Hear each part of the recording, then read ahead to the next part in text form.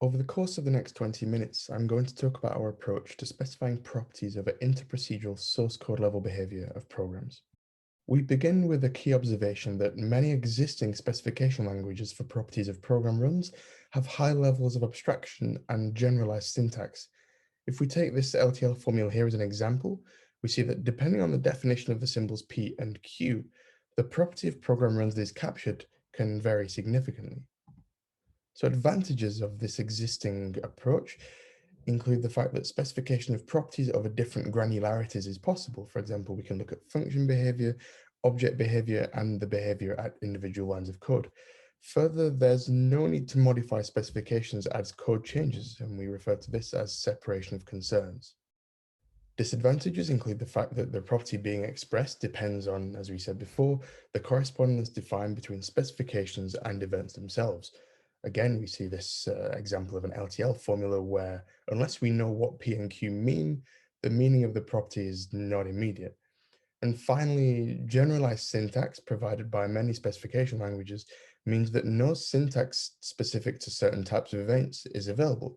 And this means that writing relatively simple properties over, for example, the source code level behavior of a system can get quite tricky using things like modal operators provided by many temporal logics. So to look at the source code level properties area, at the source code level, we have variable changes, function calls, and more kinds of behavior. And in this work, we argue that a specification language with specifically designed syntax facilitates capturing properties of source code level behavior. So to take some background of some existing work, which is CFTL or Control-Flow Temporal Logic, CFTL introduced syntax specific to source code level behavior. So for example, it enables one to access variable values, to measure durations of function calls, and to measure the time between execution of two program points. For example, we have two statements and we want to know how long it takes for execution to get between these 2 points at runtime. Now, significantly, CFTL focuses on the intra-procedural behavior of programs. So it doesn't support any inter-procedural behavior, and this will be something that we look at in a minute. And further, the traces over which CFTL is defined are called dynamic runs, and these are taken to be sequences of snapshots called concrete states. Now, in particular, these dynamic runs, as I said, being sequences of these snapshots, consist of timestamps, which you see here highlighted in blue and red. And also in the gray, we see the values of variables and we see the statuses of functions. For example, if we look at the concrete state on the left, we have the timestamp 0.21, and then we have in this concrete state, the variable a being assigned the value 10. If we look further along at a concrete state with timestamp 2.3, then we see that we have the function f having just been called. But then in the next concrete state along with timestamp 2.32, we have that f was not called this time because, well, it was called in the previous concrete state and it hasn't been called again. So let's look at a first example of a CFTL specification. In this case, we want to express the property that for each change of the program variable x, the next call of the function f should take less time than the value of x. So in this case, what we have is a program variable x, and we want to look at its value every time it's changed and enforce that the next call of the function f in the future, the amount of time that is taken by that call is less than the value held in the program variable x. Now to do this, we first use a universal quantifier to capture all of the concrete states that contain a change of the program variable x. Each of these concrete states is then bound to the variable q, which we can then use to construct the constraint on the right-hand side. So as you see on the right-hand side of the constraint itself, we're referring to the value of the program variable x, and then on the left-hand side, we're referring to the duration of the next call of the function f in the future. So ultimately, we're making this comparison between these two quantities, and this is how we express the property that we've mentioned above. So what about inter-procedural behavior? For example, we might have the property that if the program variable measurement in the procedure monitor drops below 10, then the function update, called by another function correct, should take no more than 1 second. So to give a bit of perspective, in this case, we might have a system that monitors the value of some signal and then performs some relevant update. And this update must be done in a critical time frame with respect to when the measurement was taken. So the important observation here is that CFTL cannot express this because we need measurements from different procedures in a system, And CFTL can only focus on the intra-procedural setting, which means single dynamic runs generated by single procedures. To express this property, we would need to look at multiple procedures, the dynamic runs generated by each of those procedures, and then look at individual parts of those dynamic runs. So this just cannot be done with CFTL. So to solve this problem, we propose Inter-procedural Control-Flow Temporal Logic, or iCFTL. Now, the idea here is to take the ideas used in CFTL, namely low level of abstraction and syntax specific to source code level events, and to apply them in the interprocedural setting. For example, consider dynamic runs that represent each execution of each relevant procedure in a system. Here's the first example of an iCFTL specification that captures the property that if a program variable measurement in a procedure monitor drops below 10, then the function update, called by another function correct, should take less than 1 second. So again, we have this possibly a signal that's being monitored, and then whenever this drops below critical value, we have something else somewhere else in the system that should be executed in order to perhaps make some kind of adjustment. And the syntax that we see here is again the same as in the CFTL setting. It's just that now we can refer to more parts of our system instead of just things that happen inside one procedure. So in particular, if we look at the quantifiers, we see that on left, we have a variable to which we will assign some values. And on the right of the quantifier, we have a predicate.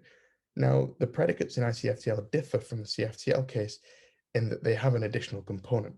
So in CFTL, we just have the one component where we say, okay, we can capture a change of the variable measurement, but then we wouldn't then be able to add the constraint that this change has to occur during a certain procedure. Now, in the iCFTL case, as you see here, we have first the changes constraint that we want to place on concrete states, but then we have this during component where we say, okay, I want to capture all of the measurements, all of the changes of the variable measurement, but only if they occur during the procedure monitor. So this allows me essentially to capture the concrete states generated across multiple procedures in my system. If we then investigate the constraint part of the specification, forgetting about the quantifier for a minute, you see that first we take the variables from the quantifier, and we can give these variables two temporal operators, which identify then further concrete states. So in this case, we take Q, and we use the next temporal operators to look forwards in time in the execution of the system in the dynamic run to find the next call of the function update during the procedure correct, such that we can then measure the duration of this call, and that's indeed what we do next. So we first identify the relevant concrete state. We then define the measurement that we want to perform on that concrete state. And then finally, we write the constraint over it. So in this case, we want it to be less than 1, and we assume that 1 is in seconds here, but it can be in whatever units of time are being measured in the given system. So for a further example of iCFTL here, we see that whenever the variable user is changed by the procedure login, then each future change of the variable user by the procedure get user should generate the same value of user. Now, the intuition captured in this case is essentially that the user performs some login action to get into a system, and then whenever the program needs to access the user information based on the login, it can then call this function getUser. So the intuition here is that each of these future calls of this function getUser should get the same data as was stored in the initial instance of the login. So to express this in iCFTL, we have two quantifiers. The first one captures these changes to the variable user during the procedure login. And then for each of these changes, we want to look into the future and say we need to capture these changes to the variable user. But importantly, these have to then be inside the procedure getUser. So these two quantifiers are capturing things from two separate procedures, so they will never capture the same event.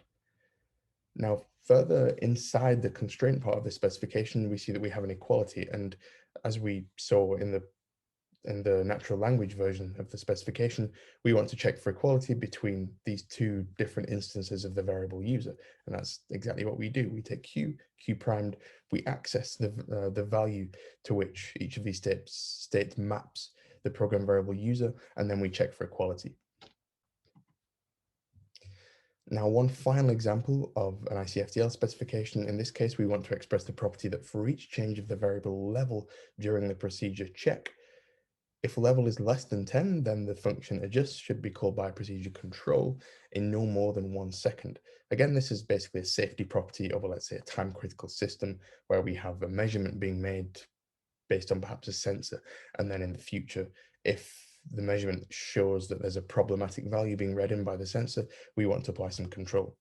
So here we see that we have this operator time between, which essentially allows us to take 2 parts or 2 points in our program's execution in the dynamic run and measure the time taken to get from one place to another.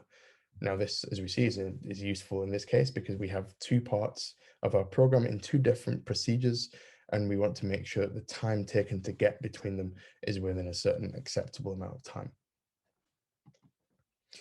Now we look at the monitoring problem for iCFTL. Now, importantly, iCFTL currently supports only universal quantification and pre-next normal form.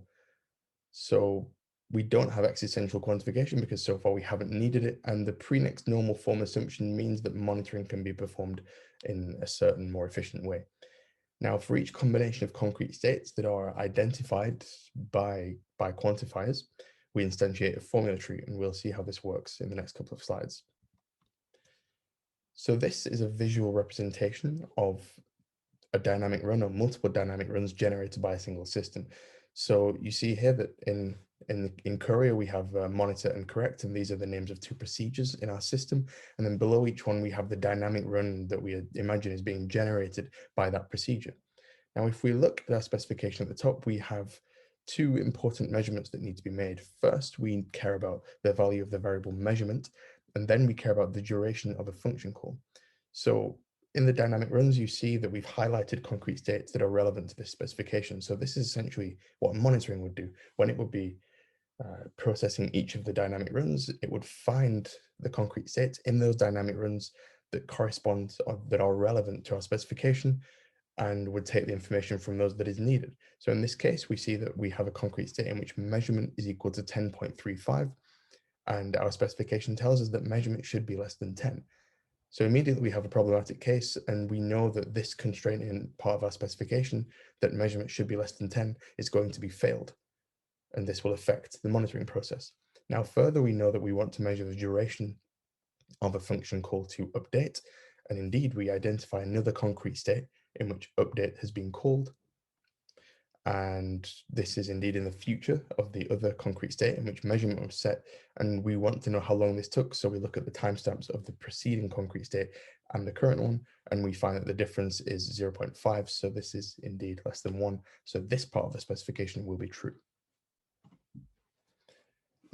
Now, our use of formula trees consists of instantiating a formula tree for each value identified by the bindings. So as you see at the top, we have a universal quantifier, and for each concrete state that satisfies or that is identified by this universal quantifier, we will instantiate a new formula tree. Now, formula trees are structured such that the leaves are individual measurements that we have to make, and then as we go further up the formula tree, we see that the constraints are defined. So if we look at the left-hand branch of the formula tree, we have the value of the program variable measurement being taken, but then if we go to the parent node, we have this value being compared with a constant.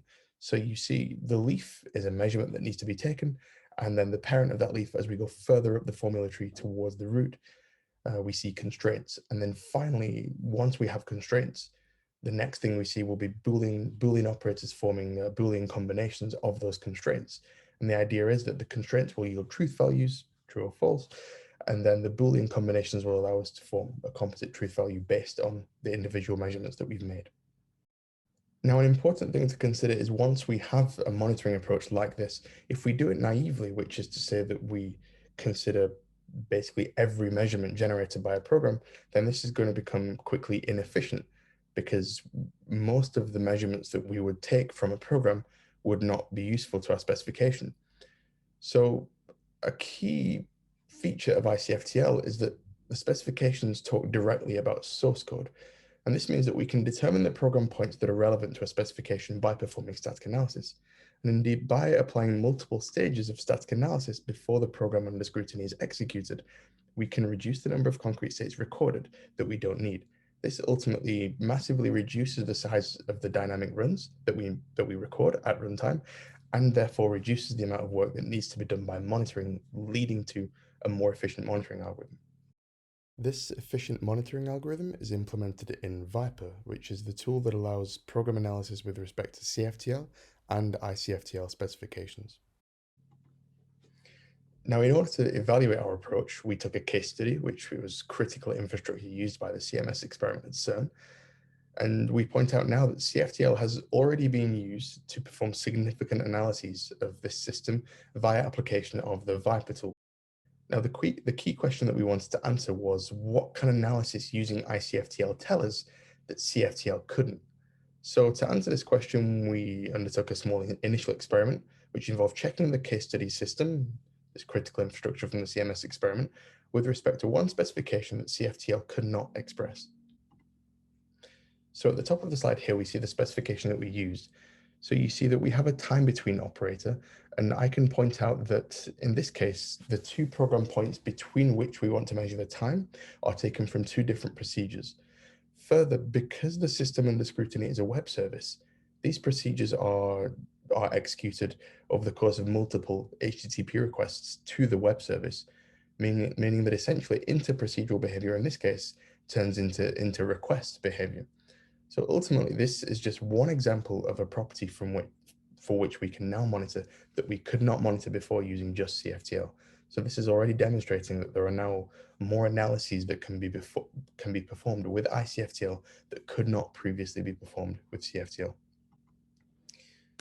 Now, initial measurements of overhead induced by monitoring for iCFTL are promising, much like previous measurements of overhead when monitoring for CFTL.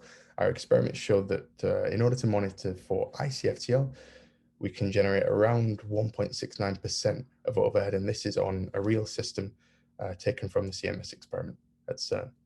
Now, this figure is helped by conservative instrumentation. So as I pointed out before, we're able to throw away quite a lot of the measurements that we would take if we took a naive approach. So we would find that if we took more measurements and if we did not apply instrumentation, then this overhead figure would undoubtedly increase.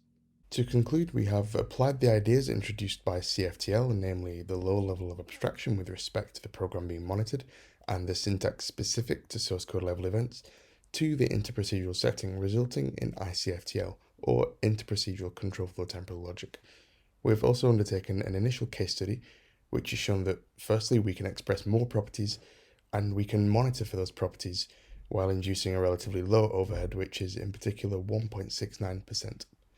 We further highlight that this overhead induced when monitoring for iCFTL specifications is similar to that induced when monitoring for CFTL specifications. Ultimately, the analysis capabilities of the Viper framework have been enhanced.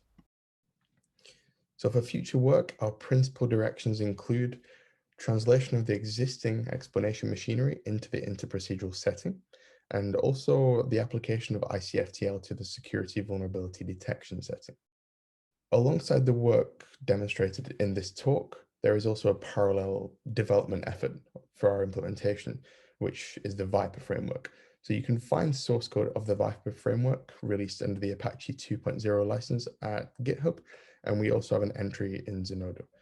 And if you have an application in mind of Viper or any of the approaches that we've talked about in this presentation, please don't hesitate to let us know. Thank you very much for your time.